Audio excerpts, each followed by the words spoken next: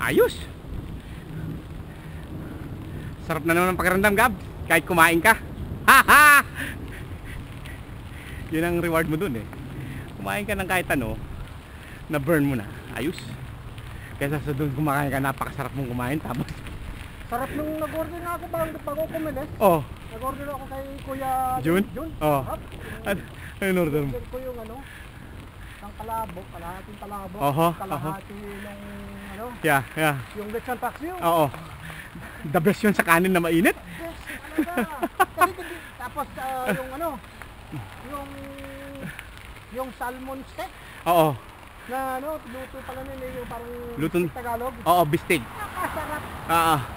Yun. Kaya si Mrs. pumasok muna. Yeah. Hanggang alas 3 siya. So pagdating may pagkain. Hindi, pagdating niya, saka kami umalis ng Biyernes. May baon na. O, ito, sarap ang pupunta tinatalo. Di ba, 3 hours eh. Yeah, yeah. Ito na, pagkain natin, makarating tayo. Ganun kami doon, mga ano nga. Oh, Salit kami ng magsama. check-in nyo mga 8. 8 na. Kumakain kami ng alas 8. Oo.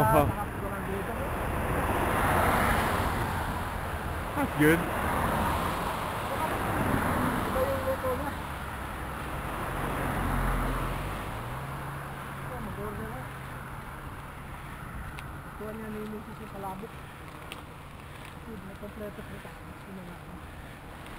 yung ginagamit eh? Ulo ng baboy. Kasi ang dami mo eh. Ulo ng baboy. Ulo ng baboy? Yeah.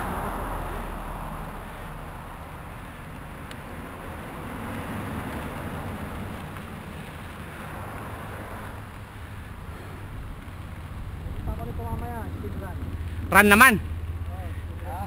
Maghahabi sila mamaya eh. 6 PM daw.